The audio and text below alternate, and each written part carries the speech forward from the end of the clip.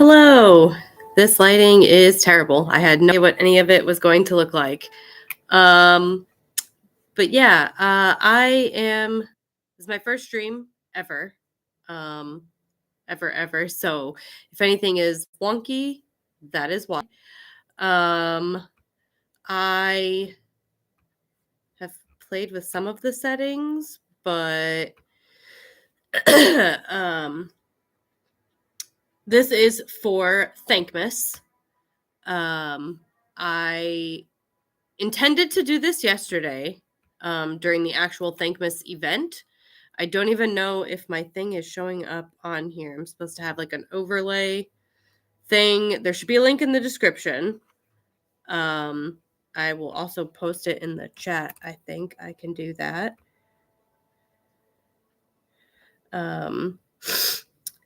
That is the link to donate if it is not in the description. This is for, along with Jacksepticeye's official Thankmas that he did yesterday. This is my Thankmas. I plan on just it being a very cozy thing. I've actually got this is my electric blanket because that's how cozy I am. But now I'm warm because, well, I'm a little nervous, even though, no one's here right now, but that's fine. My goal, I don't even know if the goal part is working. My goal is just $100, just, as my first ever stream and charity event. I figured I would start small. I don't even know what all of this does. I don't know. I'm trying to look at my campaign stuff. I don't know if that changed anything. I literally have absolutely no idea what I'm doing. So yeah, I'm also sick. Can probably hear it in my voice. I sound a little stuffy. That is also because I went to Disney, which is where I got this sweatshirt that I'm wearing. Whoops, wrong side. That's the other part, is it's backwards. But yeah, Disney.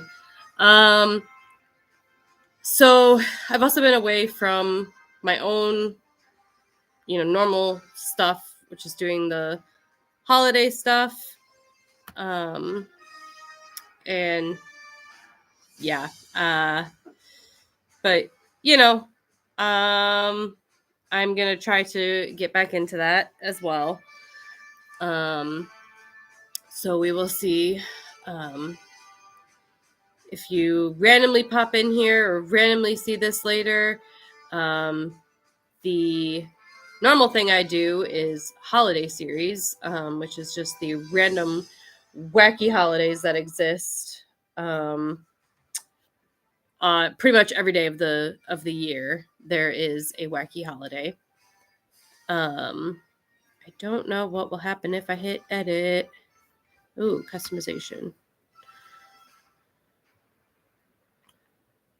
I'm literally messing with settings and stuff during all of this because I have no idea what I'm doing. Okay, my description is there, so that's good.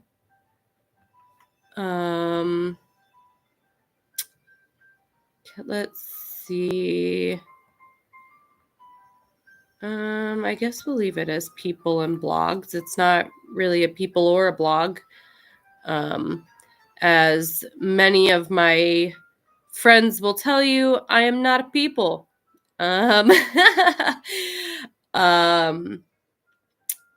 So yeah, that's fun.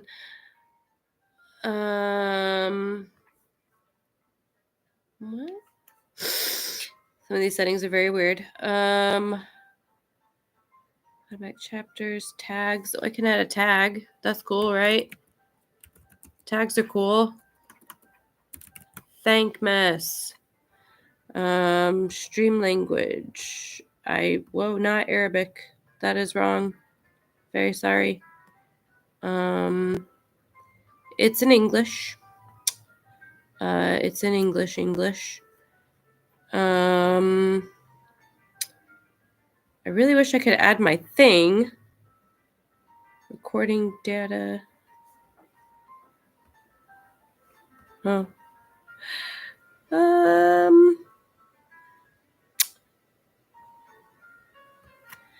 Yeah, I did not see a place to add my Tiltify thing, but I have the link. So, yeah. Hello. Yes, it is unexpected. Sorry, I was messing with settings and I just saw your comment. Yes. I have no way to show any of my donations because I have no idea how to set it up, but I am streaming for Thankmas. It is a stream for or a charity or to raise money. I can't even talk now. To raise money for mental health. Basically, it goes to the Texas Text Crisis Hotline and Samaritans. I can't talk now. So yeah. The link is in the description. Again, I don't know how to put my overlay up, but it's there. It's a Tiltify. It will take you to the Tiltify page to donate if you would like to donate. No pressure. But yeah, I am pretty much just going to be chilling. I have not a bunch, but I have a knitting project that I am making for my niece. She is 3 and she is super into cocoa melon. So that's what I'm going to be doing. I have crochet instructions that I basically convert into knitting instructions because I only sort of know how to crochet. So yeah. Yeah, I gotta start with yellow. But yeah, I don't really know exactly how long or anything this is gonna go. I have no idea. Again, this is obviously the first time I've ever live streamed, so I have no idea what I'm doing. I don't even know what any of this sounds like, what any of this really looks like. I kind of hate looking at myself so much. Yeah, this is the first one. So yeah, absolutely no idea. We'll see how it goes. We'll see if my kitty will visit me or not. She's laying on the floor over there. Good, because this is just my laptop, so I'm glad that it is sounding okay, because I'm also like sick and stuffed up. So yeah, Disney did me in. It was super fun though. The kids, my nieces and nephew, had a blast while also being traumatized. So that was fun. We had yes. We had a couple people we had 16 people total that came with us to Disney. And so a couple people had to leave early. So there were specific rides that they wanted to go on before they had to leave. So like each day was pretty much planned out. Like I was literally along for the ride. I just literally went with the flow. So we first went to Animal Kingdom for all of like 20 minutes because a couple of the people wanted to ride Expedition Everest. And my niece and nephew were super pumped. They were like, yeah, it's going to be our first roller coaster. Now, none of us that hadn't been to Disney. So me, my sister, her husband, and the kids had never been to, and my parents had never been to Disney. My mom chose not to go on this ride. My dad doesn't do a lot of rides.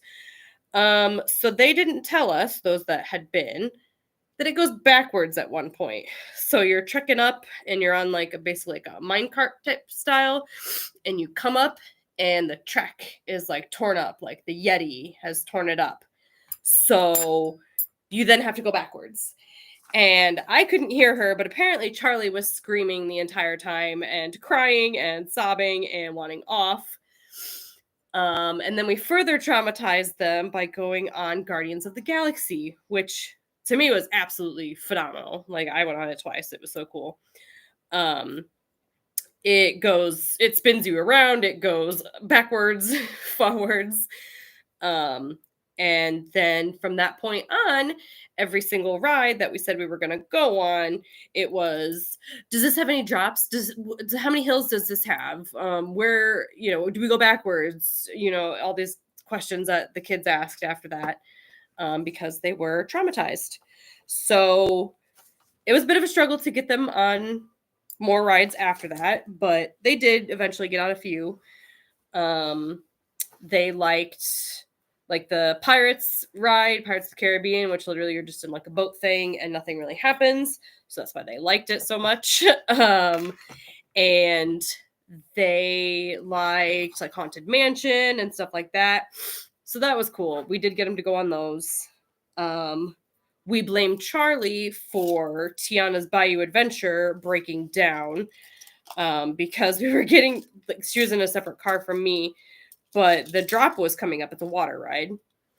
And she was wishing and praying and hoping to get off the ride. And it broke down and we had to be evacuated. So that was fun. Then we got to go on later. Charlie did not come with that time around. But overall, it was super, super fun. And I think they did enjoy it eventually. And then the way that they kept talking about things and especially Charlie, I think, because she's a bit more of a thrill seeker. She really did have fun. And she just, I mean, the shock of it and everything, her being her first roller coaster and all that, I think is what got to her. But I think she realized she had fun. Kale, on the other hand, I don't think he will ever go on a roller coaster again, unfortunately. I mean, I can't say much because I didn't actually go on my first roller coaster until college. And so I went to Northern Illinois, up into DeKalb, and so my friends were like, hey, we're going to go to Six Flags. Do you want to go? I'm like, yeah, sure. I don't know how many rides and things I'll actually get on, but I'll go to just go, right? Hang out, have fun. And they're like, no, you're going on the rides. So we get there and immediately they make a beeline for the Superman. And if you don't know, the Superman is literally where you are laying down in the car, flying like Superman flies. And yeah, I mean, that got me over my fear real fast, though, because then I loved roller coasters after that. But I was also in college and not, 7 and 9. So, a little trauma, but I think they'll get over it. And hopefully sometime soon-ish, we can go to Universal, because I think Kale would love Wizarding World, and I need to go back to Wizarding World because I went before they expanded. Yeah, I hope that they will. Yeah, they had no idea. We had no idea what anything was. So I am impressed with them for actually getting on. And then for giving the rest of the rides that they did go on a try, despite all of their questions of, does it go backwards? How many drops? Are there big hills? So it was good overall. And someday we'll go back or go to Universal, and hopefully since they'll be older, they will have more fun.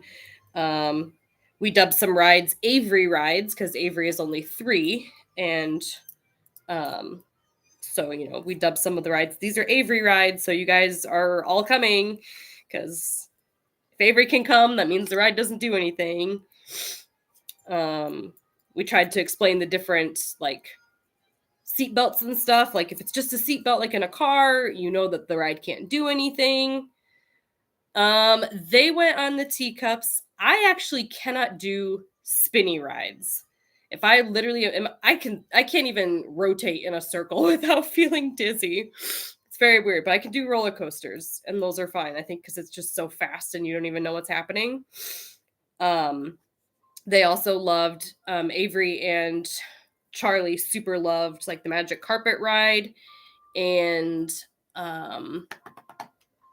there was another one that basically was the same thing. It was almost like a carnival ride, really, where it just goes up and then it goes around and you can control the height of it. So they did those a couple of times. Kale still did not want to do those either, but he said that he doesn't like spinny rides either. So I'll give him the benefit of the doubt because, like I said, I don't do spinny rides either. We did miss out on a couple of rides that were down. Like, we just thought that our group was cursed, basically, because we had to be evacuated from Tiana. And then Star Wars Rise of the Resistance. That one was down. We got to where, like, basically, like, it's like you're flying and then you get boarded by the Empire, and then you get escorted off the ship. And we got to the part where we're standing in a room with a whole bunch of like Imperial officers and stormtroopers, and we're kind of standing there, we're like, this seems to be taking longer than I feel like it should. We're waiting for like Darth Vader to walk out or something. And then we found out that the ride was down, so we had to leave that one. And unfortunately, that one did not come back up while we were there, so we didn't get to finish that one. And then Big Thunder and Space Mountain were down, so that was unfortunate too. My sister, however, got to go on Space Mountain and Thunder Mountain because she did this extra. It's like $200 to be there for. They called it a Christmas party. It was like an after hours kind of thing. I'm a very anxious person. I don't like crowds. I don't like, dealing with all that kind of stuff. So I passed on it. And I just hung out with the kids and my parents. But we still had fun. And, but yeah, she got to go on Space Mountain and Big Thunder. But yeah, as far as souvenirs go, I got this. It says Walt Disney World. And it has like the established date on the back. I don't even know if I can actually get it to show without being all weird. But yeah, I got that. And I got a Starbucks cup. It sounds really stupid, but I kept seeing it in all the different Starbucks that we went, and it has all the parks on it. So I thought it was really cute. Plus, I needed a new like travel mug.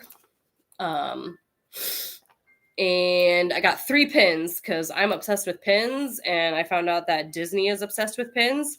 Like every single park, like there were 3 or 4, maybe even more, just little pin shops. So that was pretty cool, and I got introduced to that by some of Aaron's friends that were with us, and so that was pretty cool. I got Peter Pan. I got one for Rock and Roller Coaster, which apparently is being switched to the Muppets. I like the Muppets and all, but they're taking away my Aerosmith. And I love Aerosmith more than the Muppets, I think. So I was disappointed to hear that. But I mean, it was awesome. I wish it was longer, honestly. It felt like it was over in 2 seconds. But it was so cool. And we got Walk This Way. So, super classic song. I got a Mickey one that says my first visit on it. In addition to the big button that they gave us that said my first visit, and, all the characters and stuff that we met and just various cast members and stuff were like, oh, how's your first visit? And I'm like, oh, it's so good. I was totally a child too. And I got a signature book because it's my first time at Disney, and I feel like I can act like a child because I went, my first time to Disney. So I got Anna, Elsa, Olaf, sort of. He gives out a card because he has sticks for hands, so he can't sign things. And Moana, Timon, Mickey, and I feel like I'm forgetting somebody. I feel like there's somebody else in my book, but I can't remember now. But yeah, I was super proud of myself because I was holding Avery at the time because, she'd see the characters from across the way. I missed out on Daisy. The kids got Daisy in theirs. But I hadn't bought a book yet. So she had seen some of the characters and she was very like, stranger danger. I don't know how I feel about this. But I got her to give Olaf a high five and that made my day. And she actually took a picture with him. So she was very happy about that. She is in pictures with Mickey also, but that's just because it was all of us in with Mickey. But I was just super proud of getting her to have Olaf give her a high five and stuff. And it was just so cute to see her and to see the kids. And Charlie got picked to be in Belle's story time. She got to play Maurice, Belle's father. So I think she was a little like thrown off by that at first. But basically it was just like you're in this room with this just like regular person, whatever, and they're like, okay, like who can shiver the best, and who can roar the best, and all these things. And then you were handed these like cardboard cutout things. And so they practiced the story, and then we got to go in and actually see Belle. And so then that made Charlie happy because then she's like, oh, okay, I got to be up here with Belle. And, she's a very sassy 7-year-old and very 7 going on 17 kind of thing. At least she thinks she is. So yeah, so that was really cool for her and then for us to see. Yeah, it was just, I mean, it felt like forever, but at the same time, it felt like it was over so fast. Because we left on Thanksgiving. Yes. It was so fun to see and to watch. But yeah, we left on Thanksgiving, and the first day it was just hanging out at the hotel, which we stayed at one that's called Pop Century, and it's like the different buildings are themed by the decades. So we were in the 60s, so we had like flower power and like all the stuff in the pool was shaped like a flower, and it was one of like the cheaper ones. But I mean, when you're in a Disney resort, you're not really there for the resort part, you're there for Disney. So it was right next to a Skyliner, and it had bus stops and all that. Kale actually hated the Skyliners, I think, more than the coasters, which was really sad. And then the first day, like, he found out he had to ride it back at night. And I wasn't in the same one as him because, again, we had 16 people. Yeah, nothing is cheap. Yeah, this sweatshirt was like $80 and it kind of broke me to buy it, but I have been saving. We've known for about a year. Yeah, we've known for about a year that we were going, and we kept it a secret from the kids the entire time. Like, there were so many times, especially my mom, like on the first day that we were discussing it, I can't even remember why. We were sitting in Taco Bell, and she's like, oh, when we go to Disney, stopped, got all wide-eyed. We all just stared at her like, what did you just say? Luckily, the kids were not paying attention. So we managed to keep it a secret for almost a little over a year, actually. And they were surprised when we walked into the airport because they got there first, and they were like, what? And then because we flew to O'Hare, and then, or we flew from, well, I don't know if I should say exactly where we flew from, but we ended up in O'Hare and then to Florida.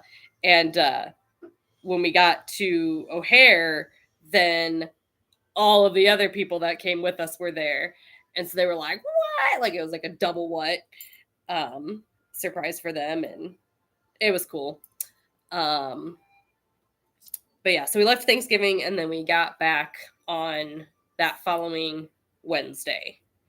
and then I had Thursday off, and then I went to work Friday, and now here I am with the weekend.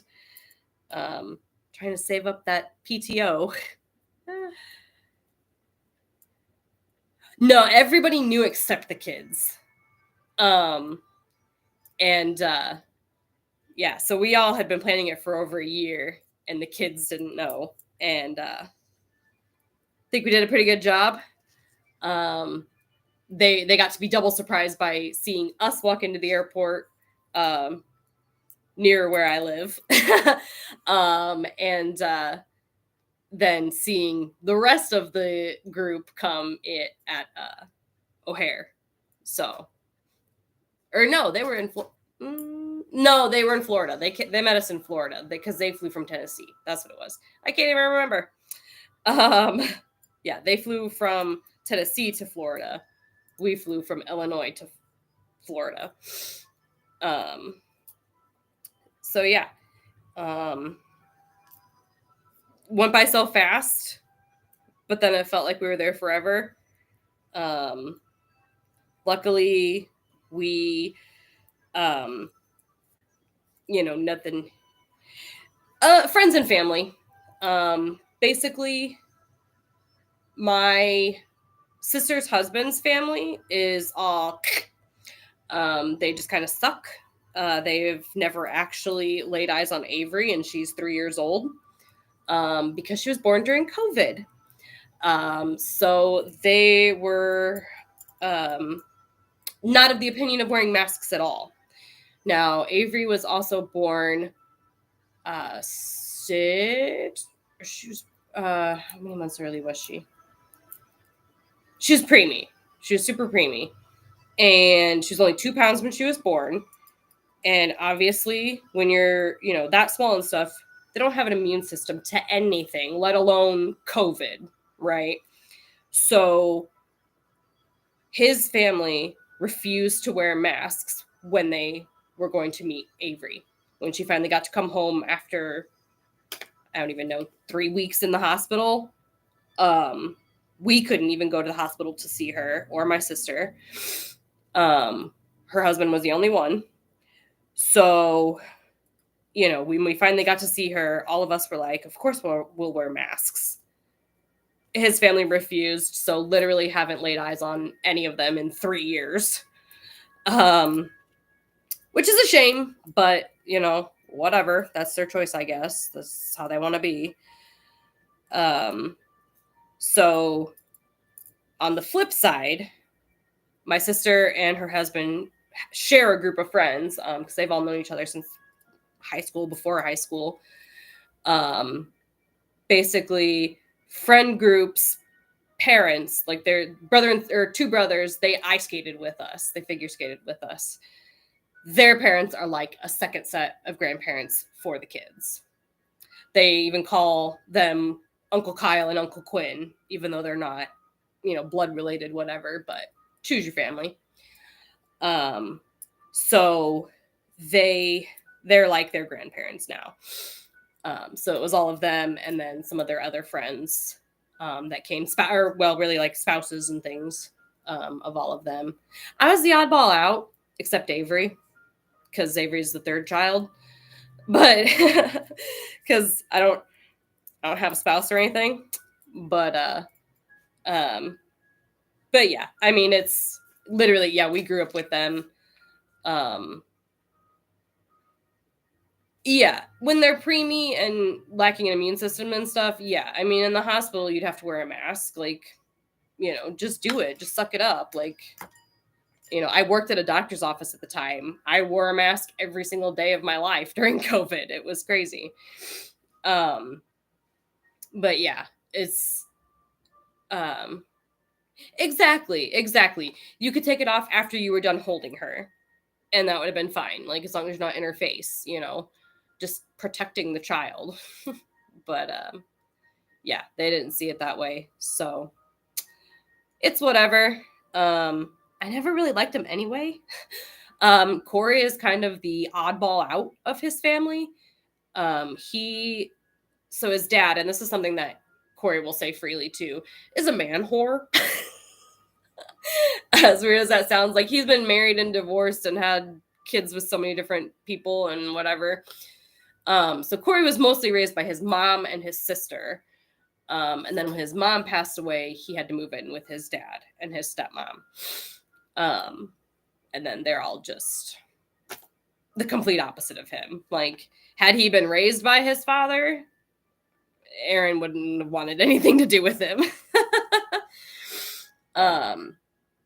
So yeah. It's no great loss, basically. Yeah. So yeah. So it was family / friend / chosen family, basically, that all went on this trip. And it was fun. And I was a little like anxious about the whole thing because I figure skated with Kyle and Quinn, and I know, their parents and stuff too, but I'm the oldest one out of all of them. And so it always was just kind of like, I never really felt like I fit in with all of them. And Kyle especially is super high maintenance. But I was at the same time very thankful that he was the man with the plan. He's been to Disney like the most probably out of all of them, and we basically had a schedule. And it sounds like it would be lame to have a schedule at Disney, but it was really to our benefit because I don't think we would have managed to go on half the rides that we did because of the timing of everything and all that. So yeah. Exactly. So we were very thankful for that. They actually were very, because Kyle and Quinn's parents were all about the rides and everything too, but my mom was not, and my dad especially not, because he, especially after walking around and stuff and then standing in lines, he has super bad arthritis in his back and he can't feel his feet really, or in parts of his legs. So after all that walking around and stuff, he would sit out a lot of the rides, especially the ones that Avery couldn't ride. I forgot where I was going with that. But yeah. We got to everything we wanted to do, basically, except the ones that were down. So, yeah, maybe next time we'll get to those. And the kids will be more open to going on the rides. We'll see. Oh, drinking some tea. Yes. But yeah. I found out that I can't really talk and knit a lot. Usually I can, like if I'm just kind of chilling, like if I'm at my parents' house or whatever, I can usually knit and talk at the same time, but apparently I can't right now. So that's fun. I haven't gotten very far. This is the start of the bottom of JJ's foot. Yeah, usually I'm a good multitasker. But I think, and it's so weird to think and say, like, I don't know why. I'm just kind of, yeah. I think I'm just weirdly nervous too. And I don't know why. But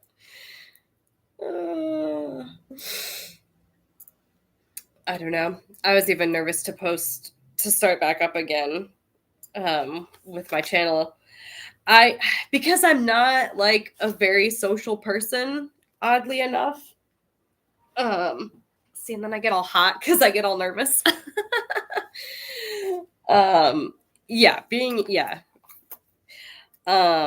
Being first stream and not being exactly the most social person makes it a little difficult, but I just keep seeing myself and I'm like, why am I like staring at myself? Like, okay. Yes, baby steps. I had originally wanted last year actually to do a Thankmas stream, and then I never did. So I am proud of myself for doing it. And even though I'm sick, so I'm okay with that.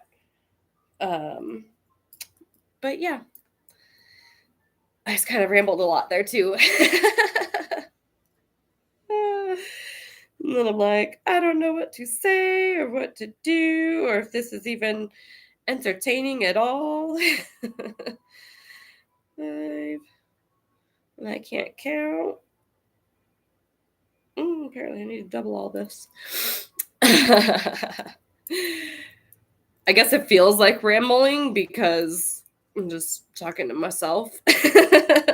Not to myself, but like I'm the only one in the room, except my cat. But even she's not sitting by me; she's on the other side of the couch. Normally, and actually, when I first got home, I had a friend who came over and fed her and stuff. When I first got home, number one, I was glad I just took an extra day off just to take an extra day off because you need a day off from your vacations. Yeah, I mean, luckily I live by myself too. So, yeah. So, but yeah, she did not leave my side all day Thursday. Yeah, I was gonna take Friday off too, but I needed to save my PTO for an event game that I'm going to. She super missed me. I ended up actually falling asleep on the couch that night. So I'm actually going to my bed after missing my own bed. And literally she slept on top of me. So she's my own little personal furnace too. She always gets so warm. But yeah, she didn't leave my side at all. And anytime I got up just to get a drink or something, she was right there with me. And it was nice. And I did miss her, obviously. She's my baby. I'd never trade her in. I'd never send her back. Like, technically, I'm not supposed to have a cat, but I've seen other people in these apartments with cats, so I figured I could get away with it too. Plus, I think that I could honestly get my doctor to make her like an emotional support animal if I needed to. I mean, I do have anxiety, diagnosed anxiety. So, and really, the first few months that I lived here by myself on my own, I almost regretted it.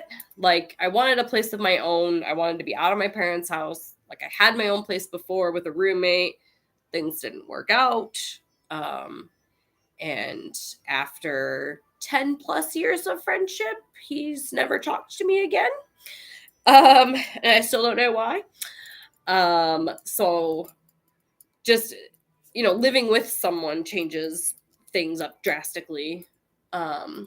So I was kind of like, okay, cool. I'm by myself. I get the whole place to myself.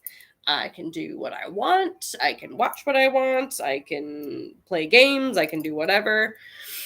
But it was lonely at the same time, even though I'm not a people person. So when really, she's just like my friend now, but she was my karate teacher's wife, opened up a River Kitty Cat Cafe. I was number 7 in the adoptions of the cats that she had. So, and it definitely like just improved my mood and everything just all around, just made it so much better just to have a little furry friend with me. So I am grateful to her and she helps me out. um Yeah. Yeah. Yeah, it's so our I think it's kind of a chain, the cat cafe. Um but I think it's I don't know exactly how it works, but she owns it and she runs it herself now. Or well, she opened it herself, but um yeah, so it's like supposed to be like River City, but it's River Kitty instead. Um and it's really cute, and you go in, you get coffee, and she's added like cookies and muffins and things like that and whatever on the menu too, more options and tea and stuff like that. And then you get to go into the cat room and sit there and enjoy your coffee and stuff and pet a bunch of cats. I took Kale and Charlie. I didn't take Avery because she was a little young at the time. I think Holly would have let me just because she knows me. But I just took Kale and Charlie, and they absolutely loved it. And Kale and I both fell in love with Ren. And they were like, "You have to get her. You have to get her." And I'm like, "Well, I'm not supposed to have cats. Like, I don't want to get in trouble. I've only somewhat recently moved in, and then like a couple weeks later, I was back. I actually tried to go about it the legitimate way and let them try to contact my landlord, and he never got back to them. And also, now that dude's not my landlord anymore. I have a new one. Don't know what happened.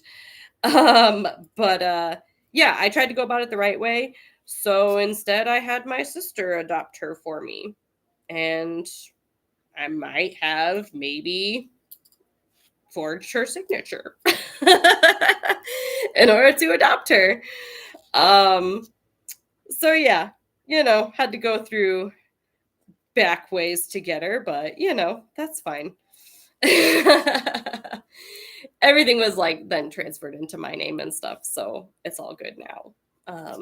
Just the guy wouldn't get back to her. I tried to go the legit way. I tried to be upfront, and I was ready to ask my doctor to get like an emotional support kind of thing, but he just was a jerk and didn't want to get back to her. So yeah, so here we are. um So yeah, and then Charlie actually fell in love with another cat there, but Holly's ex granddaughter. I don't know. It's a really weird situation. Ended up adopting the one that Charlie fell in love with. So I told Charlie, I said, "Hey, I know that her name was CD, and she kept calling her Sadie." But I said, I know at least for a fact that she is in a good home, and that, it was my karate teacher's mom's granddaughter or great granddaughter. Yeah, great granddaughter. um, that adopted her. And I was like, yeah, so at least we know that she's in a good home and she'll be taken care of. So, but yeah, I need to take them back out there. They've had like, I think close to 200 adoptions since they've opened, and I was number 7. And that was back in March.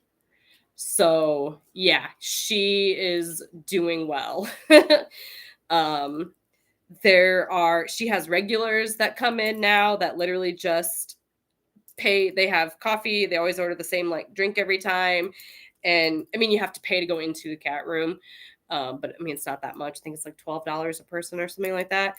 But he has a set time like blocked out every week that he goes in and stuff. So yeah, she's doing super well.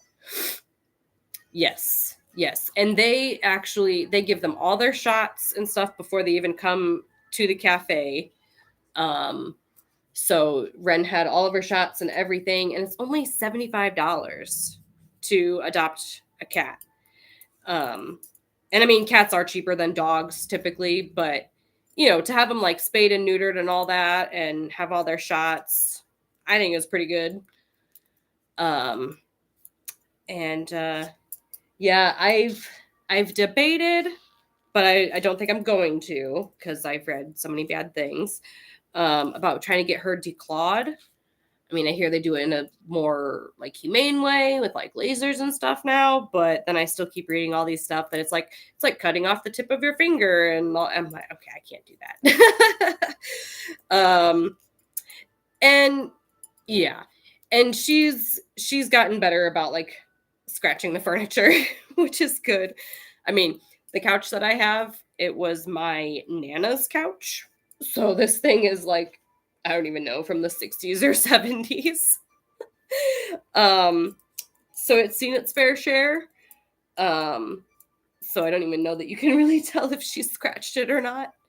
I did get her a scratch post. I need to get her another one because this one is pretty much torn to shreds.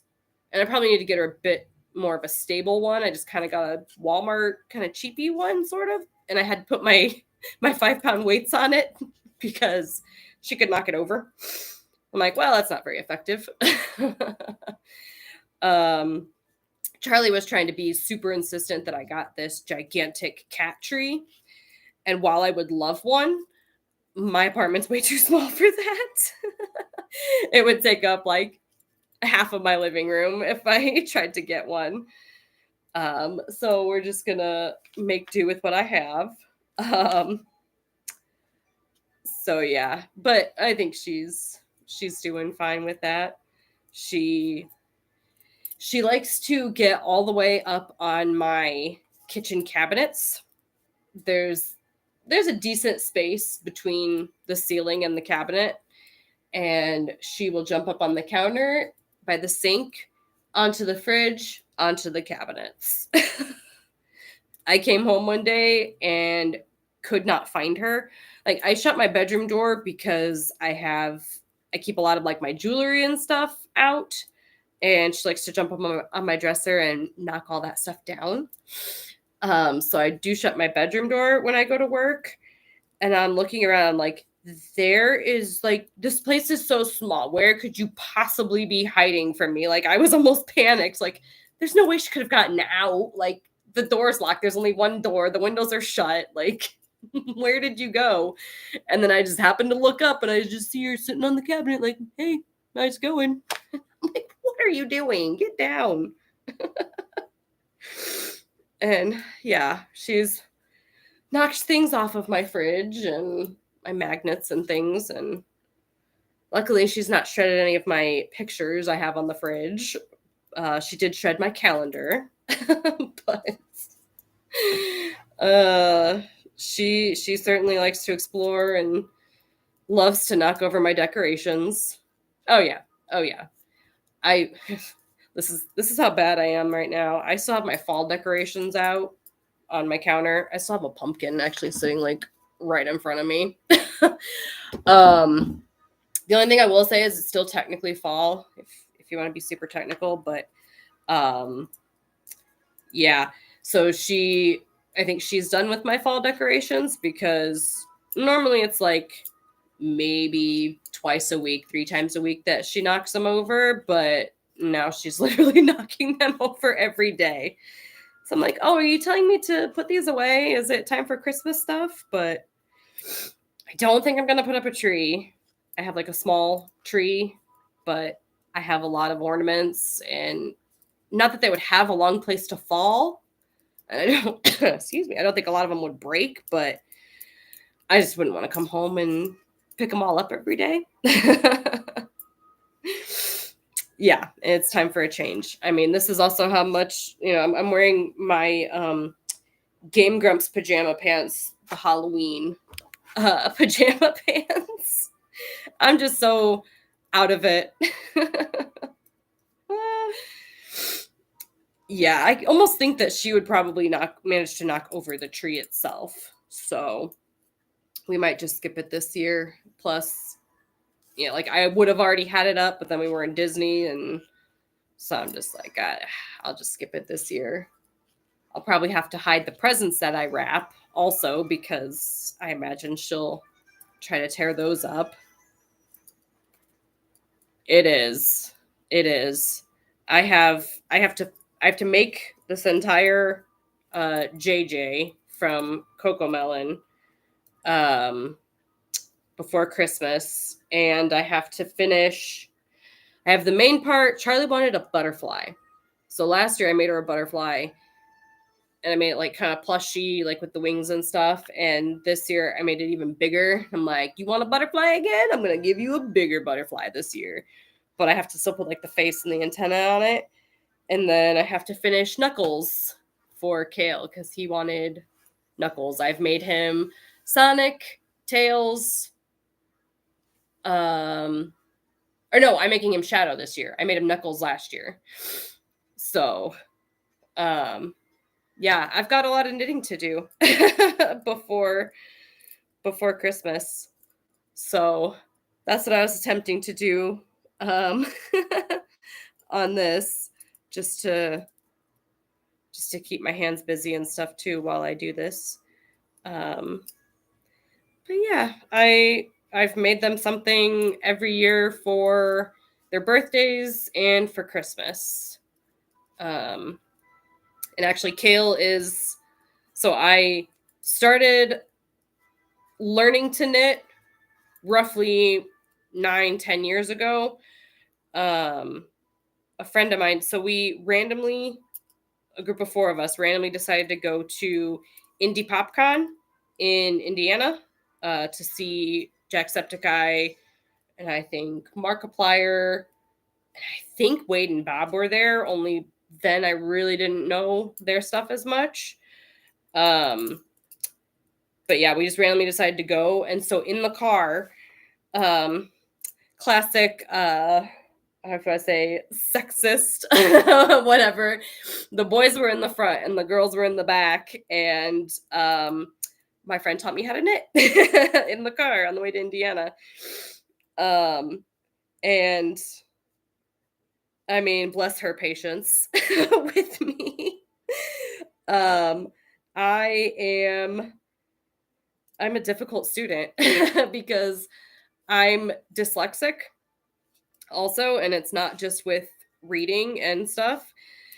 I seriously, legitimately, like, I actually have to think about it to figure it out. I don't know my right from my left. I really don't. This little trick with the L doesn't always work for me because I'll often see it as flipped. So then I'll think that my right is my left. I'm like, that doesn't make any sense, but so she'd be telling me, insert the needle and wrap the yarn. I'd start to wrap it one way. She goes, no, the other way. I'd wrap it the exact same way. No, the other way. I'd wrap it the exact same way. It took me like 3-4 tries to get the yarn to go the right way around the needle. So bless her patience, because I don't think I would have been able to teach me. But yeah, my first scarf, if you could call it that, started off about this wide, and then later it got to this wide, and then it came back in, and then it came back out, and it was awful. But I decided randomly, yeah, patience is very important. But then I found out that my sister was pregnant. So I was like, oh my gosh, I totally know how to knit now. I'm going to knit him a baby blanket, and it's going to be so freaking cute. It's going to be awesome. You always picture something in your head and you're like, that looks so perfect. And I didn't know how to knit loose. I knit so tight that it took me 6 balls of yarn to knit a baby blanket that was about this big by this big. It was so awful. It was so funny.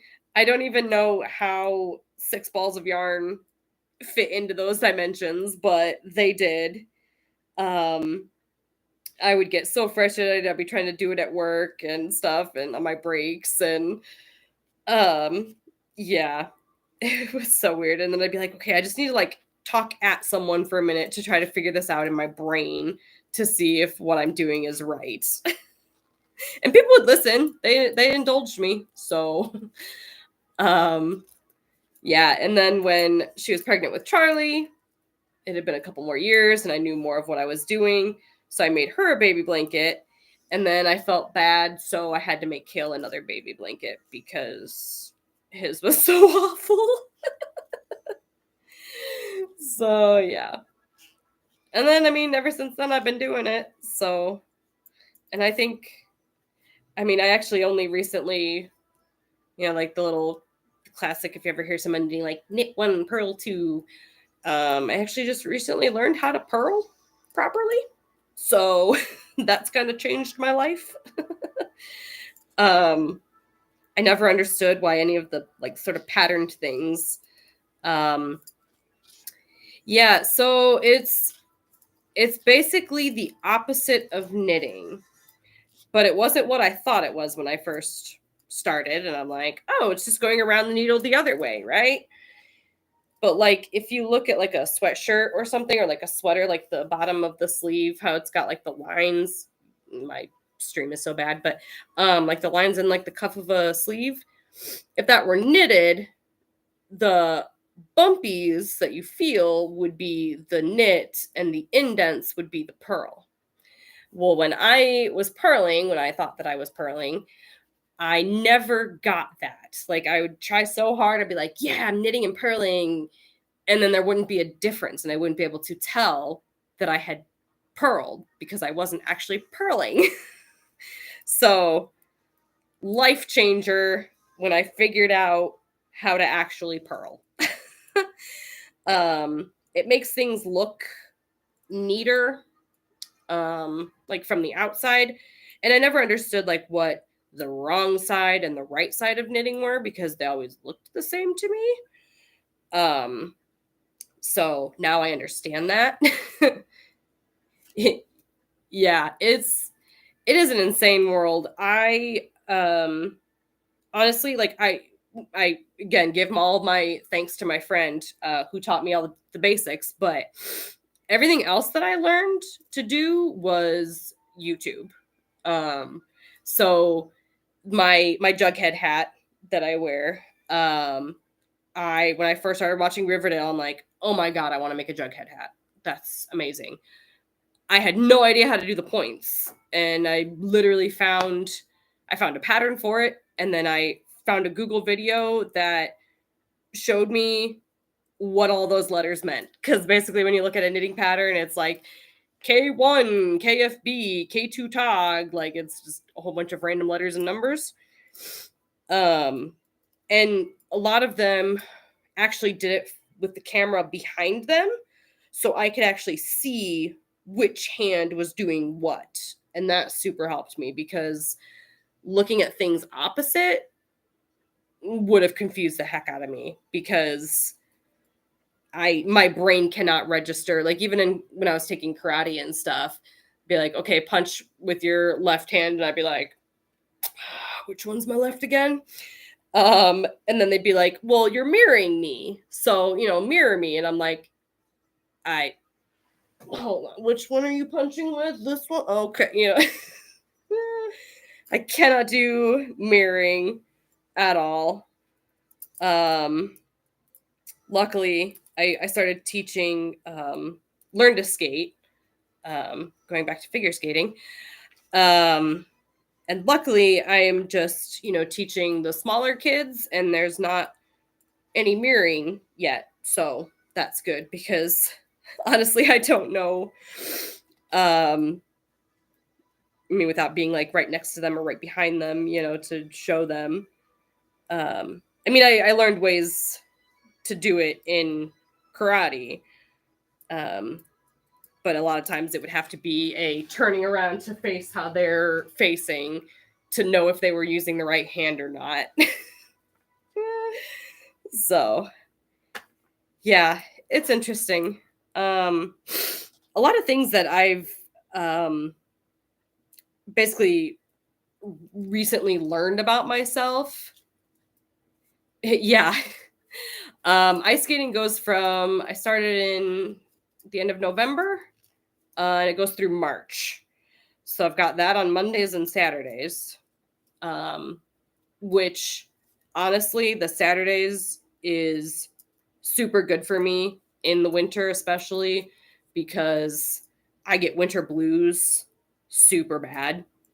So yeah, I super miss skating. When I went to northern Illinois, up north where it's colder, I brought my ice skates with me, thinking, heck yeah, they're gonna have an ice rink, and I'm gonna get to keep playing or keep figure skating.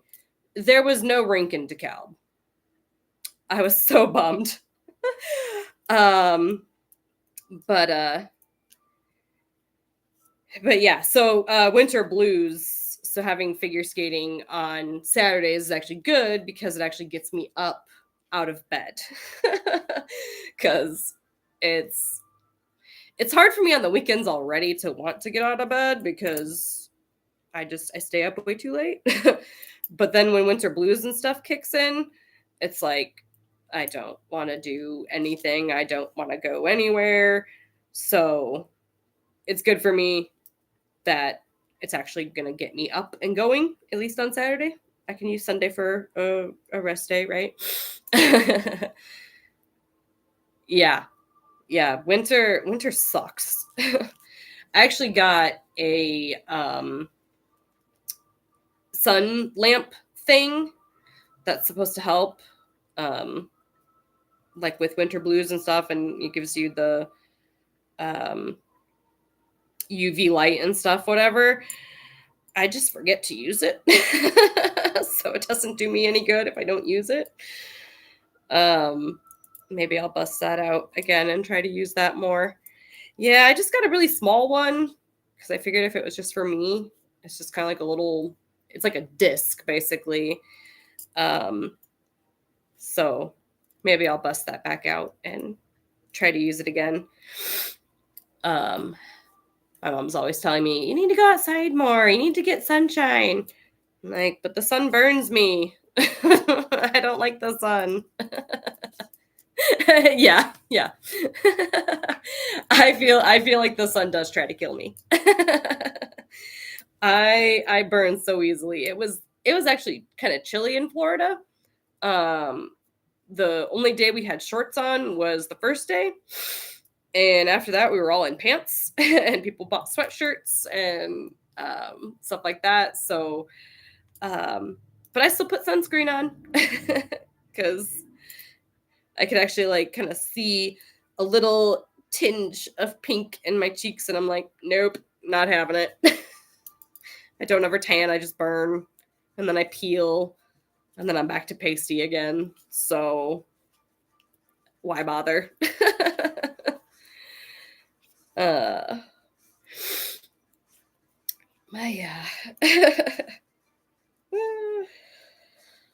7 degrees. Yeah. I got like yeah. I get you. I when we went to Gulf Shores one year for like a family vacation. I think I was still in college, and my mom and I got so burnt. Like I'm pretty sure it was like 2nd or 3rd degree burns on our shoulders. We were purple basically with how burnt we got, and we applied sunscreen and we reapplied sunscreen. It was awful. I had to put I couldn't have anything on my shoulders at all, so like had to do the little like ooh off the shoulder look, because nothing could touch my shoulders at all, and it took so long to go away. It peeled so many times and blistered, and it was all sorts of nasty. And I'm like, I don't know that I ever want to go to Gulf Shores again. I mean, it was from the beach, from going to the beach. Exactly. Yeah. And I don't know. I always have this weird thing, yeah, about my arms and my shoulders for some reason. I'm like, I don't like wearing tank tops and stuff. I don't really know exactly why. I'm just, I don't know. I get weird and self-conscious about the stupidest things. Um, so yeah, I don't know. Showing off my shoulders and my arms. I'm like, long sleeves. But then I end up pushing my sleeves up anyway. So it's like, I don't know why, what I'm doing. Oh, I was hoping I would have been a little bit further on this than what I am now, but yeah, I, for the longest time, hated my nose.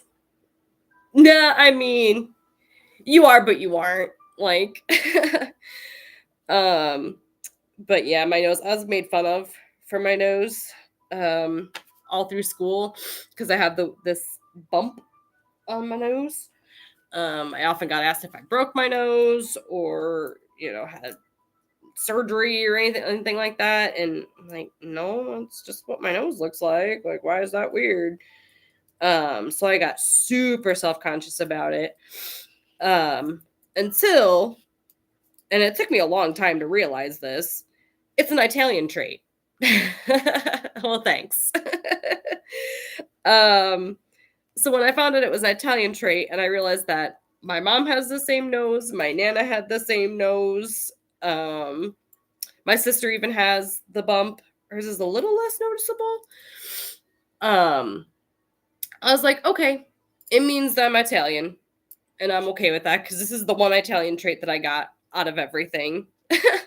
I got more the Polish, Russian, Dutch from my dad's side, pasty and all that. My sister is a little more darker complected, not like super dark or anything, and has dark hair. So she got more of the Italian stuff. Yeah.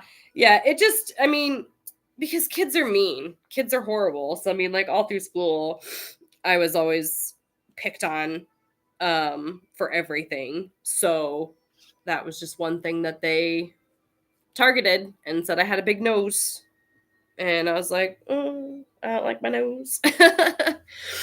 And sometimes even still, like when I look at pictures of myself or something, I'm like, why is my nose like that? And then I'm like, no, just stop. Your nose is fine. I have to just tell myself. Italian food. I mean, my Nana cooked like from scratch eggplant parmesan, and that was always delicious. My mom makes it too sometimes. There's just something about when Nana cooks, like it's Nana cooking. Well, thank you. So I mean, she was, full blood Italian, and she was only like 4'11", and she grew up in Boston, so she had the Boston accent. And she never needed a recipe for anything. She just needs a little more of this, needs a little more of that, whatever, and just did it. Whereas my mom is very much, okay, it says to add this much, no more, no less than this much, salt this much, whatever. So, but it's just, yeah, exactly. So yeah, I would say eggplant parmesan is probably my favorite. I did get to go to Italy when I was in high school, and it was absolutely amazing. And I had a lot of Italian dishes, like a lot of it, like some of it that we did have was Americanized because it was a group of American kids going over there. But I couldn't even tell you now what they were. I just know one of the first meals that I had there, they brought out pasta first. So it was some pasta dish. It's really good, filled up on it, thought it was awesome. And then they came out with the salad. And I was like, okay, they just do things in different orders. That's fine, whatever. Had a nice salad. Then they came out with the chicken. And I was like, wait a minute. I can't eat all this. This is now too much. Like, had I known, maybe I wouldn't have finished my pasta.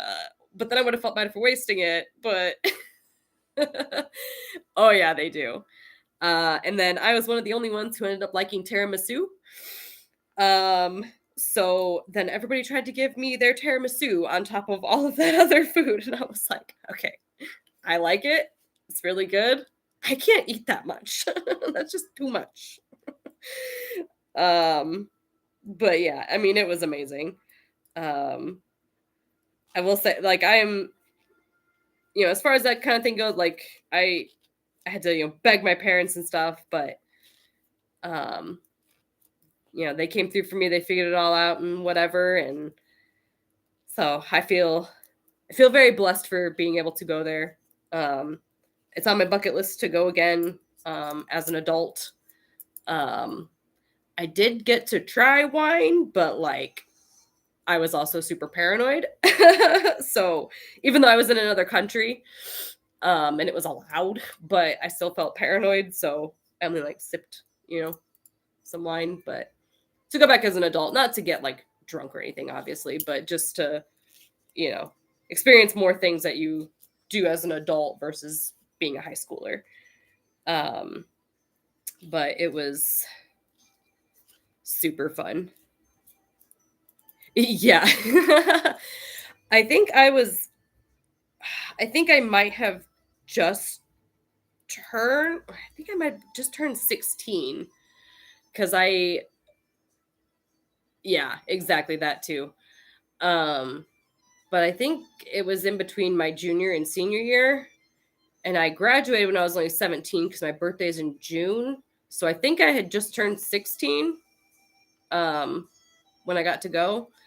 And it was, of course, like pretty close after 9/11. So my mom was super paranoid about me going. But obviously I'm here. Nothing happened. Our plane did get delayed on the way home, so that freaked my mom out even more. But I also did like some kind of illegal things. I don't know what the statute of limitations are, but I totally had an open bottle in my bag. I took a water bottle. Yeah, right. I took an empty water bottle and we went to the Mediterranean Sea, like one of the first few days that we were there. And it was a rocky beach. So I shoved as many like small rocks as I could into the bottle, and then I filled it with Mediterranean seawater. And I put the lid back on. I flew home with that. And I'm pretty sure I wasn't supposed to do that. That's the open bottle part, and then the environmental part of that are things that you're not supposed to do. Yeah. And then I took and this was completely like I knew what I was doing when I did this. I didn't know about the water, honestly, when I did it. I was just like, I like collecting rocks and seashells and things like that. So I just wanted to do that. But what I did do that I did know was wrong, when we went to Pompeii, there was literally this wall of ash. Exactly, you got to live a little. So there's this wall of ash, and they specifically said, "Don't touch this." I did, and I took a little piece. So that I knew was wrong, and I 100%, waited until their back was turned to go and pluck a piece out. Exactly.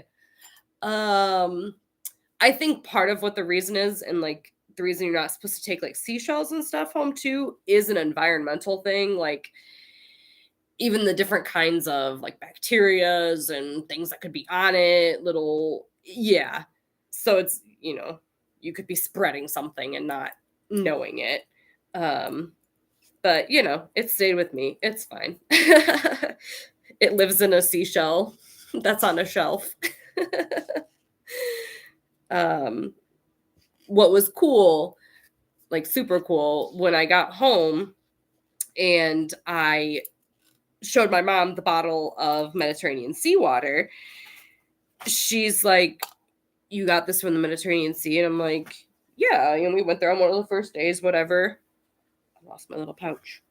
And so I just wanted to fill it up with seawater and stuff. And she's like, your grandpa had his ashes scattered in the Mediterranean Sea.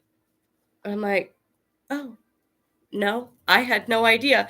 I was 8 when he passed away. So I was like, no, I had no idea. So my mom is almost starting to cry because I had this. And so now it's in this little basically like a curio cabinet type of thing that they have at my parents' house, sitting next to a picture of my grandpa. So it's like, okay.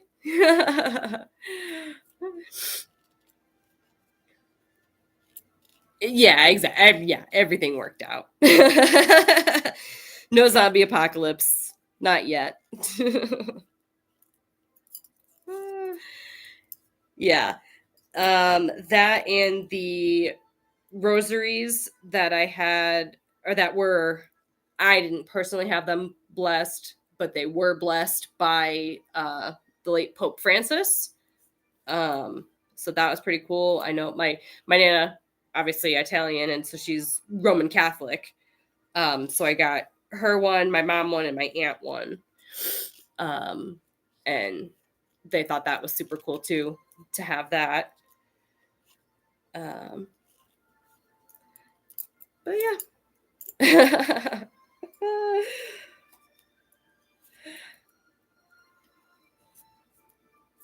Yeah. It's cool. Like I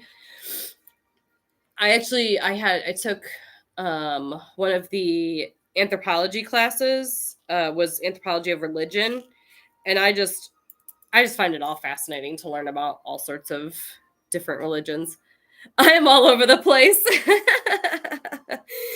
uh um but yeah, the anthropologist in me finds it all interesting.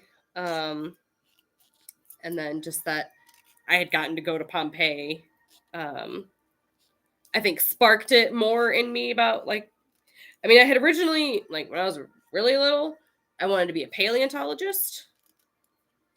It is. It's always super interesting. And you always find all the similarities. You find more similarities between different religions than you do differences. And then you're like, why do we have religious wars? Why is this a thing? If you really break down things, but I don't think that'll ever go away, unfortunately. Um, but yeah. What's I say? Oh yeah. I was huge into dinosaurs when I was little, so I wanted to be a paleontologist for the longest time. Yeah, exactly. Nothing is gonna change. Um, and then it went to wanting to be a medical examiner, and that came from, which is gonna sound more nerdy, watching the X-Files. Actually, I super loved the character of Dana Scully. And the fact that she was a medical examiner, I thought was the coolest thing ever. And then when I was actually getting ready for college and everything, I found out you had to be a doctor and work with live people. And I'm like, that's not what I want to do. It sounds morbid, but at the same time, it's like, I don't like needles and stuff myself. So I don't want to poke other people and prod other people. And, you know, as weird as it sounds, if they're dead, I can't hurt them. um, so I switched to forensic anthropology, but then only got my bachelor's in anthropology with a minor in biology. um, I would have needed, to get my master's, and then that's more money and all that stuff. So, um, I know, exactly. Why do you gotta make me work with that, living stuff? I understand how the body works. I can do that. I don't need to actually work with a living person. um, I got to actually Hey, I mean, if that's what you're into, I like the idea of journalism and stuff too. Um, I just think like an investigative journalist has always sounded cool to me too. um, but I don't know, like I don't think I'm the best writer when it would come to that kind of thing, but eh.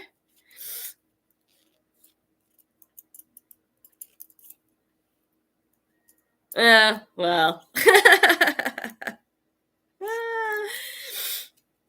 I mean, I feel like, computers and that, it's all gonna take over everything.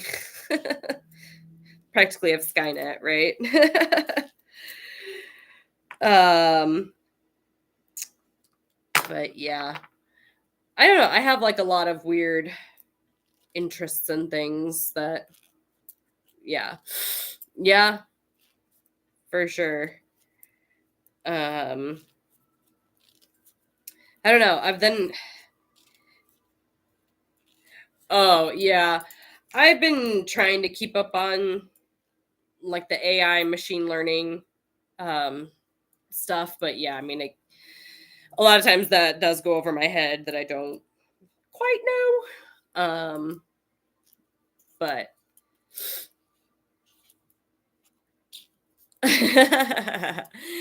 yeah, I kind of always just preface things by saying I'm a nerd and stuff because I don't know, I guess it's different because this is the YouTube world, but like, and it's weird because obviously you're a normal person, there are normal people on YouTube, but like when I try to talk to like a coworker or something, and if I just, came out and said like, yeah, I wanted to work with dead people and they wanted me to work with live people, like, like it could just come across as weird to people and they're just kind of like, okay. So it's like I've been used to prefacing a lot of what I say. Um but yeah, it's weird. It's they're two separate worlds. Yeah. Um so yeah. Which I mean I do have a pretty I mean I'd say she's kind of become like a good friend. One of my coworkers. And I mean I can like it was very weird to me how fast we clicked because normally I don't click. um especially new job, um going through training and stuff like that. I tend to be very quiet. That's true too. That is very true too. Honestly, I feel like more people should just get on YouTube and just be on the internet a little more. Not go overboard, obviously, but it does. I think it not maybe not even necessarily desensitized, but like just makes normalizes normalizes things that people like. And then people don't feel like it's such an out there thing. I mean that's true too. I do find myself watching, cat videos and things too. So that's um but but yeah, we clicked, my coworker and I, we started about the same time. And it's very weird. She's like the same age as my sister, so she's 4 years younger.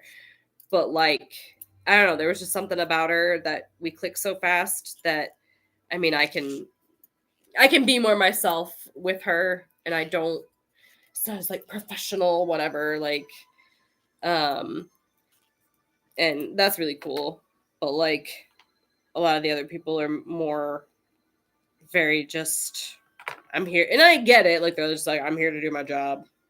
I'm like, that's fine, that's cool too. Uh, um but unfortunately her last day is gonna be Wednesday. um so I'm very bummed. um our job sucks. They we both have been there for a little over a year now. And for whatever reason, they have been so extra hard on her for things that are there's red were out of her control. She has kids get sick, crap happens. Her family, they're down to one car. She had to be off. She had to call off. She had to leave a couple times. And it wasn't even excessive by any means. And just they micromanage. They micromanage so bad. If they honestly just let me alone and just let me do my job, I feel like I would be much more successful. But all the micromanaging is just too much. So she had been applying several places, and so she got on at a chiropractic office. So yeah, and she's not really going to do the 2-week notice thing, and I don't really blame her either. Yeah, I mean, exactly. As long as the job gets done. Yeah, she's been applying like crazy to places. I am actually going to put my app in with OSF. Stuff and cut the yarn. What? So that will be interesting. I worked for Carl Health, and I did like front desk for a doctor's office. My sister actually works for OSF now. She worked for Carl also before. But this job that I would be applying for is more of a behind the scenes, I wouldn't have to deal with patients job. And that is up my alley. So, and after 6 months, I think it is, you can work from home. So that would be interesting. It's just basically like super administrative. Like you just it's something like 100 documents, which sounds like a lot, but 100 documents a week of basically assigning it to a patient's chart. And I'm like, yeah, I could do that. And that is actually where my at this current job that I'm at, my supervisor, the one who trained me and my coworker, went. So she could actually end up training me again, which would be very interesting.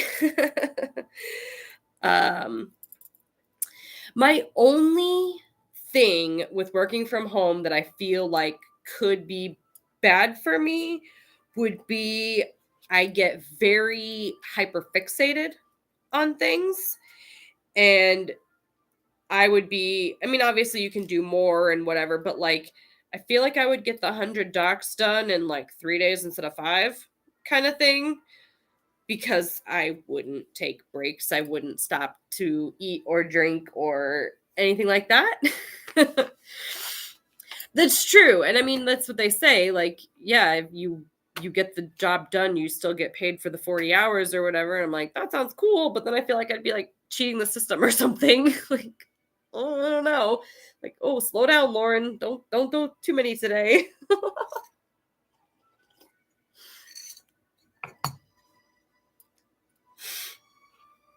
Yeah, that's true too. I don't know the ins and outs exactly of how it works, but I mean, basically it's like routing it to the right doctor and stuff and putting it in the right patient's chart. That's true. I mean, it would definitely save on gas, which I already have to drive out of town right now. Which technically this job would be out of town, like for the training and stuff. But ever since I got my automatic Jeep that I didn't exactly want, but I still wanted a Jeep, I I have been spending way more in gas. It's crazy. My manual, I didn't feel like I had to fill up as much as I do with my automatic. It's kind of crazy. Yeah. I mean that would be nice. It's not even a long drive for me, really. It's like half hour tops, but that's with traffic and stuff. It just depends. And construction, of course. I feel like there's always construction.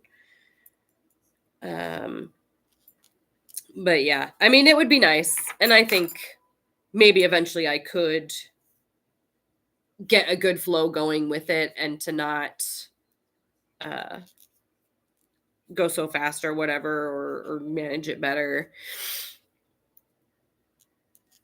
Yeah. Again, the only there's well, not the only. Another kind of problem would be is I wouldn't leave my house as much. um, I mean, I already am pretty much a homebody. Um, but I would become even more of a homebody. It is and it isn't.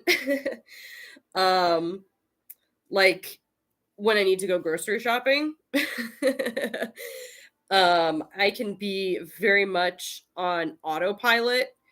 And sometimes I just end up at home and I'm like, I meant to go to the store. Why did I not go to the store? Um, so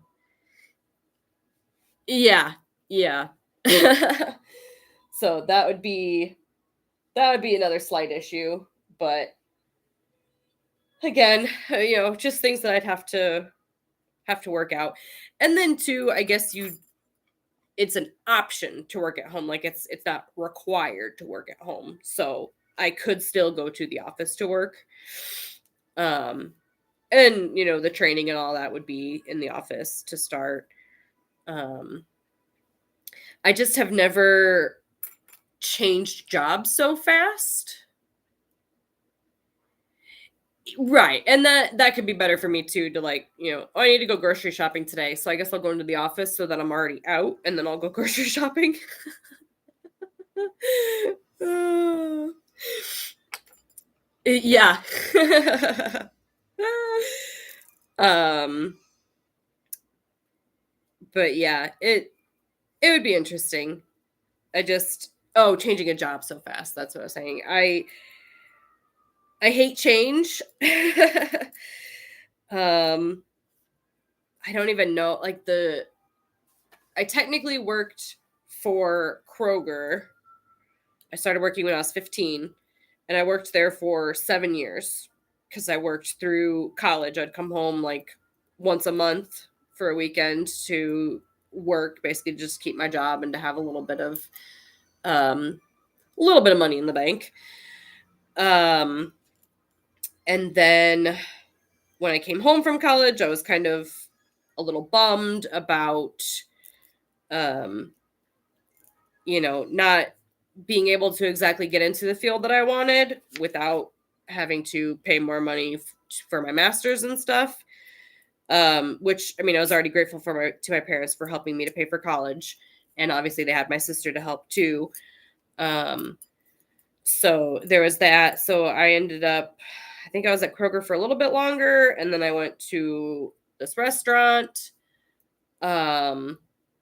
And I was there for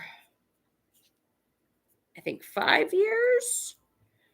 And I even stayed on there for a little while as a comptroller, which I don't know why exactly they called it a comptroller because the actual term isn't, I don't think it's quite accurate to what I did. But basically, I counted all the money and deposited it at the bank. So when I first got on at the doctor's office, I worked 10 to 6 there. So I would still go to the restaurant in the morning, do my counting, do the deposit, go to the doctor's office. So I did that for a while. And then I jumped around a lot in the doctor's office scene. I went through several doctor's offices.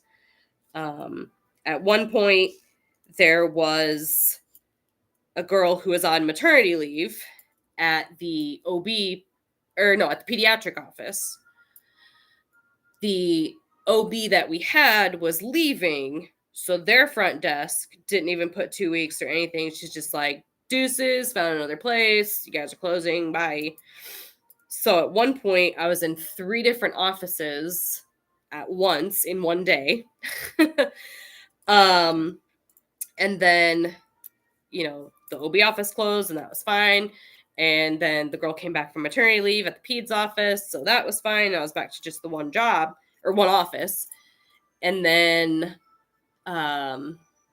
they reopened an OB office, and the girls who worked there, not the OB themselves or anything, one of the midwives that was still there, actually texted me personally and said, hey, we're opening this office. We're doing it at the hospital in the medical office building. We want you to come and be our front desk person. And I was just like, oh, like it made me feel all warm and fuzzy inside. Like, someone wants me to come work with them. That's awesome. So I did that for a year, because then that OB ended up leaving. And then I ended up shifting offices to ENT/general surgery. Then the ENT left, and then one of the general surgeons left. So the joke was, put me in an office if you want the doctor to leave, because they'll leave if I go to that office. I'm a jinx. So yeah. Jumped around a bit there. Even when I went back to working family practice where I had originally started, there were a couple doctors that left shortly after. So I was like, okay.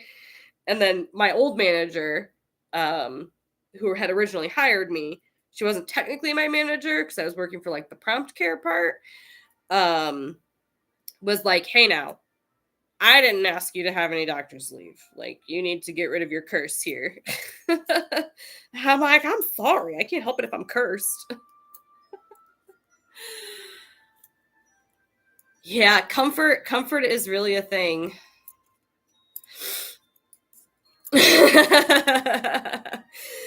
I mean, it's like, honestly, the doctor's office, by the time that I left there were several doctors that had left. So maybe that curse is still there. I mean, actually, heck, when I went to my current job, how many people have quit? There's been 4 people that have left since 5 people that have left since I've been hired there. One didn't show up even for her last day. One, I guess, was kind of already sort of on her way out. I guess like a lot of her family lives in Texas, so that's where she really wanted to go. So she was just like waiting for the right time or something, I guess. And then the other two of them left to do like bigger and better things, basically. But except now Chelsea's leaving. So yeah, I mean, it's just a coincidence, but it's just funny. And I don't know. It makes me laugh. I'm like, yeah, just put me in an office if you want someone to leave. It'll happen. But yeah, I'm definitely gonna go, and I mean, it's through Indeed, so I'm gonna go and put my resume out there, and we'll see what happens. I was waiting because of Disney and all that, so I didn't want to like receive a phone call while I'm at Disney and be like, oh, can you come in for an interview? Oh, no, I can't. Sorry. Obviously, they would understand, but oh yeah, dark humor can be good.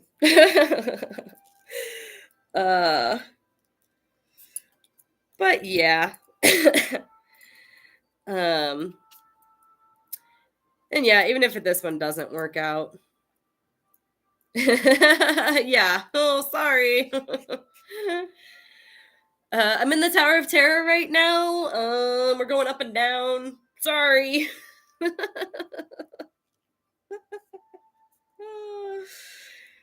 Which, oh my gosh, Tower of Terror was awesome. I don't know. No one in the entire group had ever seen the movie Tower of Terror. Now, it was like a made for TV movie, but it was freaking awesome. It had Kristen Dunst in it too, which I had forgotten who was actually in it. But I was like, no one's actually seen this movie. It was made after the ride, like that was part of it.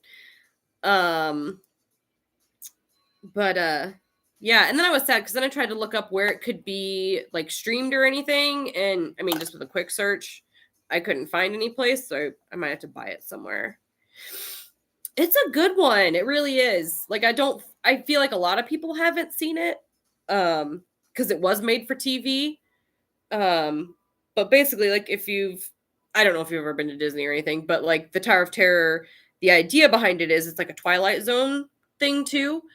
Um when when the people were in the elevator and they got zapped, those figures that you see are the characters in the movie. Like I don't think it's the exact same people unless they've updated it to be. I mean, they're kind of hazy and stuff, so it's hard to see explicit details, but it's those character types that are in the movie. Um, and the movie was based on the ride. Like same with Haunted Mansion and Pirates, which I also found super cool. Um, but yeah, it's a good one. I'm gonna try to find it somewhere, even if I have to get like a God. It wouldn't even be on DVD. I don't think. I don't know if they ever would have put it on DVD. I don't have a VCR anymore. But yeah, it's a good one. It's a good one. And the little girl, she sings, "Rain, rain, go away." Or no, it's raining, it's pouring. Not wrong one. Yeah, I'm sure I could try to find them and torrent too. God, I haven't torrented things in a long time since the LimeWire days in Pirate Bay. Oh, makes me feel old.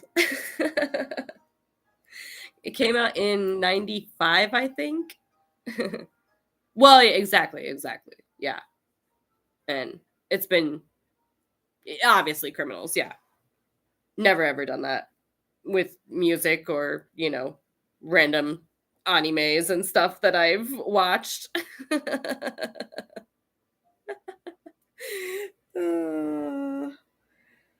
I mean, yeah, like when I was, I don't know, when I was like in high school and stuff, I think was when LimeWire and Pirate Bay and stuff were huge. And like Napster got sued and all that kind of stuff. It just makes me feel old to think that.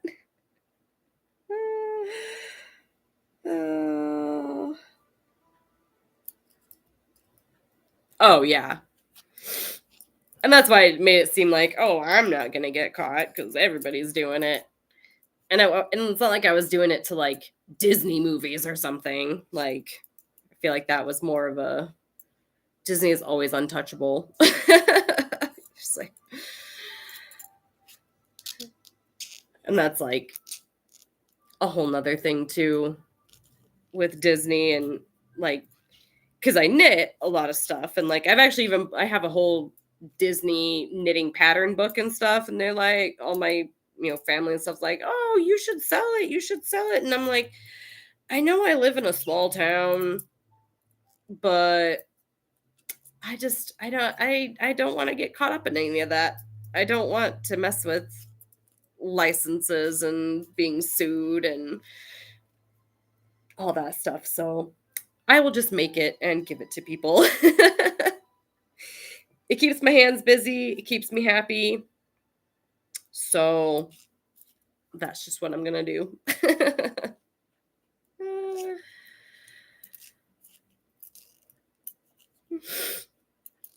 Yeah. They're always like, oh, you should like open up an Etsy shop and, stuff like that. And I'm like, but then you're also turning your hobby into a business, and then that can get hairy in itself. And I don't want the pressure of like, oh, somebody wants this plushie, whatever, by this date. Like, don't put deadlines on me. Exactly.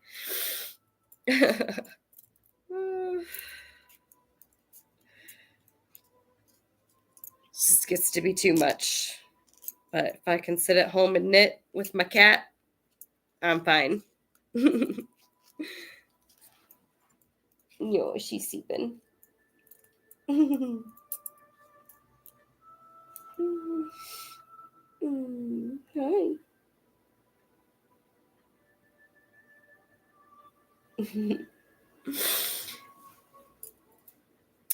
She's so floofy. Sorry. Pulling my yarn across her. Yeah, she finally came over. Probably helps that I still have my electric blanket on, so she likes the warmth.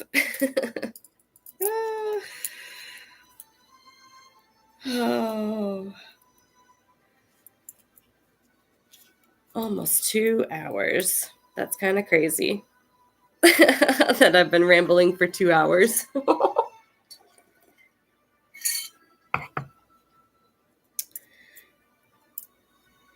Yeah, so I didn't realize too that when you try to go live on YouTube, that the first time you go live, you have to give them 24 hours. So I was all set to do it last night, and I popped up with the, okay, you could do it in 23 hours and 59 minutes, and I'm like, well, that defeats the purpose. Yeah, I had no idea either.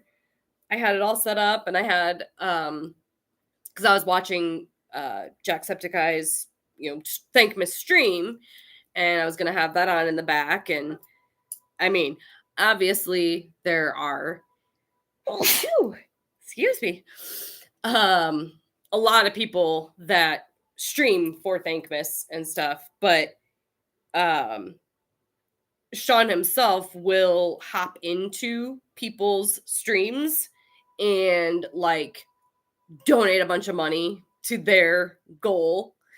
So like obviously it'd just be like amazing if that ever were to happen. But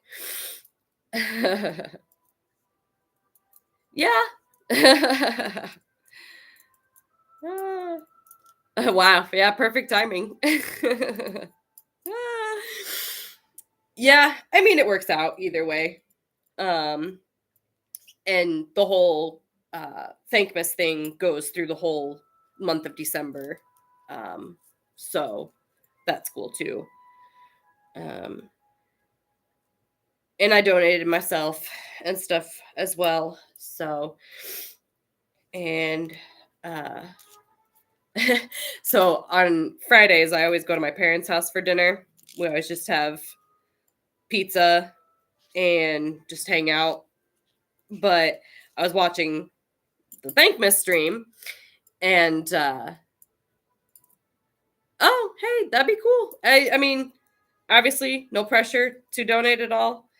I like I said, I don't know exactly how it all works, but I'll post it in the comments to keep it there for the month of December. But there were a couple of videos and things that they showed, just to show what the crisis text line and Samaritans, what they do and stuff. And I had my mom kind of in tears too, watching them. And but it's good. It's the one live stream charity thing that I really look forward to, and I always try to donate and get a shirt because all of everything in his merchandise shop, in his merch shop, and in because he has Top of the Morning Coffee, all of any of the funds that go towards that all go to the charities. which is so cool. I mean, he always donates a lot of money, and yeah, I could never imagine. Like, sometimes I think it'd be cool to be that person to help somebody.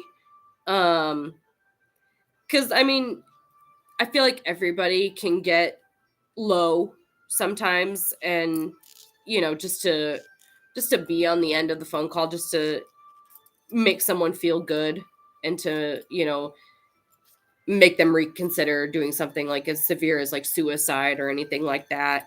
um I think that'd be cool, but then I also think it would partially destroy me because I I'd be bawling on the other end with them. um but yeah, it's they're all amazing people. Oh yeah. Yeah. I yeah, again, it's like I would like to be that person, but it's still, yeah, I feel like it would eat me alive too. Yeah. I can't imagine what a 911 would receive, like, yeah.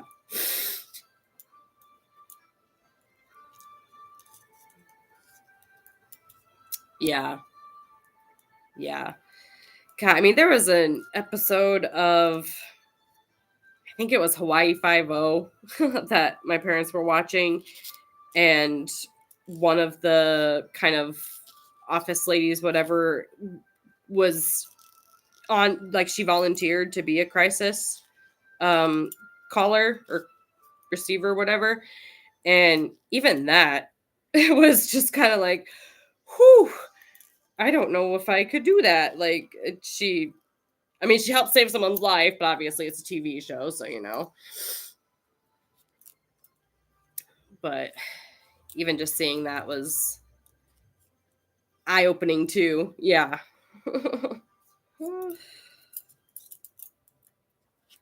It's a crazy, crazy world for sure. Oh, well, I got one leg done, and my laptop is now saying that I am on energy saver, battery saver. So I think I will get off for now, um, so that I can plug my laptop in, because there's not a good place to do it where I am, because I wanted to sit on the couch. But here's my one little foot. Me, me, me, me, me. Looks kind of weird. Um, but yeah, yeah. I mean, it's not the best laptop in the world, so about a 2-hour battery, it's decent, I guess. Yeah, and hopefully I will start back up on the holiday videos again too. It's just kind of rough going there for a little bit. Um, which is actually something else I was going to talk about, but I guess I'll talk about that later. So yeah. I will hopefully see you soon. Don't even know how to sign these off. Yeah. You too.